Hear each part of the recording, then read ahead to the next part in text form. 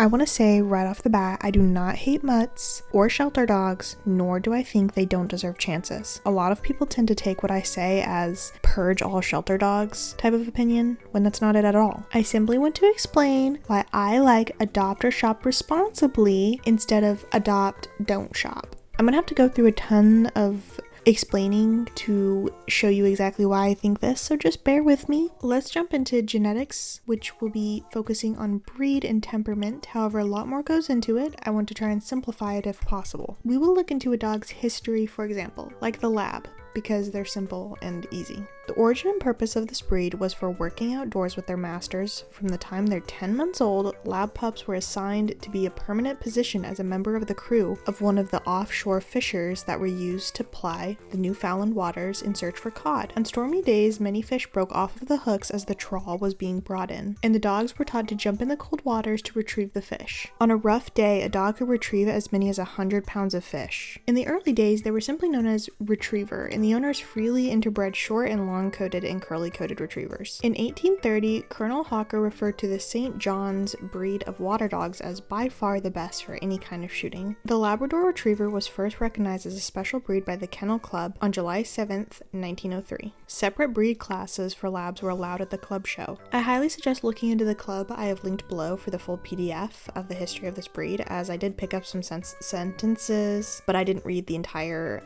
history for time's sake. So the lab's origins were from a retrieval and work past. It is in their blood of their ancestors. Their ability to do this job just built in. It's like knowing which hand you write with. You just know if you're left-handed or right-handed. Now, why does all this matter? Because it shows you that the genetics will make up how a dog behaves and reacts to things in certain situations, such as prey drive, no drive, aggression, reactivity, etc., etc. So these genetics that were carefully, remember that word, bred to the lab standard means that the dog was carefully crafted to live up to its breed. This is why breeds need a standard to breed to for the sake of the dog and the owners in future, both including the dog's physical and mental health. Speaking of mental health, let's talk about dog trauma. Dogs are not the same as humans. We can't, put a dog in therapy. They could develop things that causes long-term issues or forever issues that can't simply be trained out or given meds to always help. These dogs that were in shelters experienced trauma, either getting in there, staying, or even being returned. Stress in shelters is of concern in large parts because of the possibility it will increase readily parent behaviors such as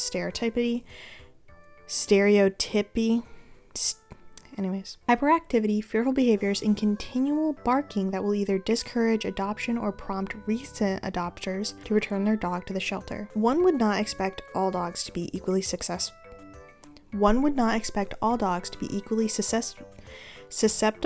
to the stress of shelter housing, to the extent that outcomes such as those outlined above pertain to shelter dogs, young dogs, or the unborn fetuses of pregnant dogs would be the most vulnerable. Furthermore, as others have emphasized, even in dogs of the same age, we should expect substantial individual differences in stress responsiveness and vulnerability. Due to a combination of experience and temperament, some dogs react much more strongly than others when they're put in a shelter. One form of enhanced reaction is aggression. Dogs exhibit a variety of initial reactions upon entering a shelter. While most show signs of fear, for some the fear is extreme. These dogs may tremble, cower in the back of the kennel, and keep their tail tucked firmly between their legs, or shit everywhere. They may also show signs of fear-induced aggression, a situationally dependent form of aggression that occurs in some individuals when fear is high. As this aggression only occurs when dogs are severely frightened, such dogs may be excellent candidates for adoption as a pet in a typical home, but in the shelter they're often in great peril. You should really read the study I quoted here. It went into a lot of detail and explanation of these, and all my sources will be linked below. A lot of shelter dogs that come in, especially senior dogs or dogs in general that were in there for the specific health reasons, can develop many issues, even worse, while staying in there. Not a whole lot of people are looking for their first or second dog or any future dog to have 72 health issues and then having to go to the vet before they can even take Fifi on her first walk. Now,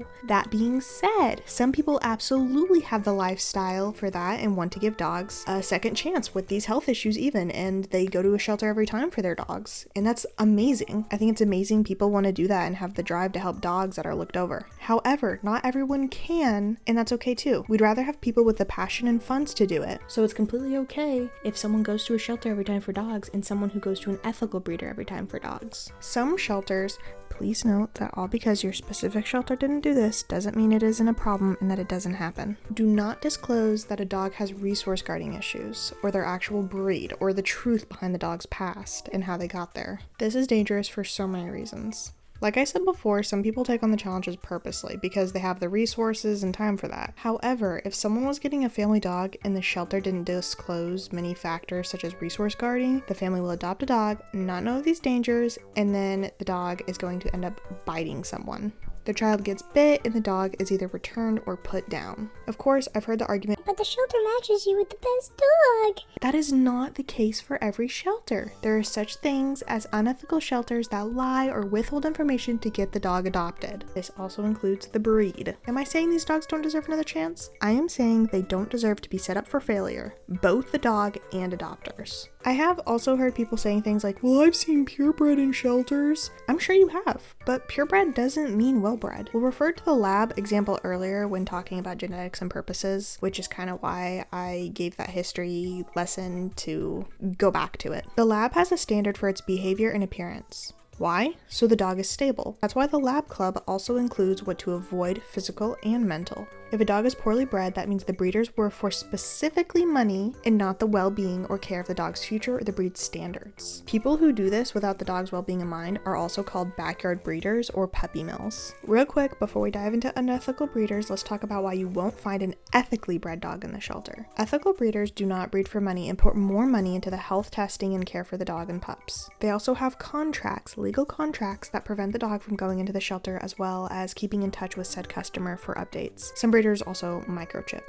When I got Cadet, I was to give updates when he hit certain milestones in age and contact right away at any time if I couldn't handle him so he didn't end up in the shelter, which obviously I kept him and I didn't have to send him back, thankfully. I was ready for the breed that I researched. So the dog will not end up in the shelter, and if the buyer did, the breeder would right away claim said dog and press legal action against the buyer for breaking a contract. They also make sure the buyer has experience and knows what they're doing. Cadet's breeder asked me my experience with dogs, the area I lived in, my experience with Dobermans, and the research I've done. Now let's talk about unethical breeders. Woo! Unethical breeders will be breeding things like fluffy Frenchies. They're not a thing, they shouldn't be a thing. Very unethical. They do it specifically for money, and frankly, you'll see them raffling these puppies off on TikTok. Once you start breeding out of standard, you're not breeding for the health of the dog and instead for money, and then those dogs do end up in the shelter because people don't expect them to have health or behavioral issues that they couldn't and can't handle. This then causes the growth of shelter dogs that contribute to the supply and demand of buying backyard bred dogs while also throwing the pups away, essentially. And again, all because you have bought a backyard bred dog and didn't give it up does not go for every situation. I'm not going off anecdotal evidence.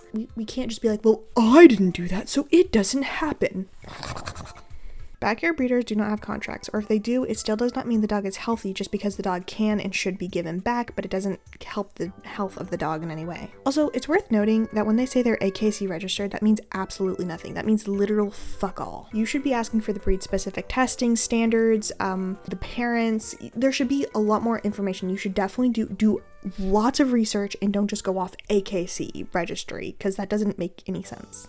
Now let's get into why I think adopt don't shop is a harmful saying. I saw this description on TikTok saying that don't ever shop, and if you can't adopt, then foster. Can't foster, then donate. And if you can't do any of those things, then don't get a dog, basically. I think this is dumb, and it encourages people to not educate themselves about breeders in general, because it is a fact that ethical breeders are out there and do not contribute to shelter population. Instead, ethical breeders are a good option for anyone looking for a specific working dog or family dog without the risk of traumas and such. I think it's really ignorant to think people have to save all shelter dogs when there are risks and studies talking about these risks. When it comes to genetics, it's not like every dog has the same amount of chances of getting this bad trait, because ethically bred dogs are bred specifically to avoid these things and can successfully do so, while unethically bred dogs are not bred to avoid these things. I think it should be adopt and shopped ethically because there are shelters that are unethical and breeders that are unethical, but we shouldn't shame people for going to a source that doesn't harm or contribute to shelter population, and instead praise people who do it ethically both ways. I love people who adopt and know what they're doing and handling, and I love people who shop who know what they're doing instead of going to Petland or something. Someone going to a breeder for a dog does not take away the opportunity of a dog being adopted, because they never had that opportunity with that person anyways, because that person person was not looking for a shelter dog. Those dogs will meet the owners that are for them and can handle them. I know people are passionate about adopting dogs, and that's amazing, but instead of shaming the ethical breeders, you should be educating the ones who go to Petland or buy off TikTok raffles, because they're the ones who contribute to the supply and demand of designer breeds. Back to the lab standard I mentioned earlier, there's a huge reason why there's actual clubs that develop around these dogs to preserve their breed and history for the betterment of the dog and not just for looks or money. It's so people can be in awe of these wonderful breeds and know this is what the dog was bred for, and be proud of that breed. They love their dogs and want to see them thrive and hold their history up and not just simply breed for funsies or cash, because they don't care about that as much as they care for the dog. I like all dogs. I like mutts. I like purebreds, wellbreds. I like people who adopt. I like people who go to ethical breeders. And I just think that there needs to be more talking about how we are not on opposing sides, but instead we want to help shelter dogs by discouraging people from backyard breeders and puppy mills. Just some food for thought. Bye bye.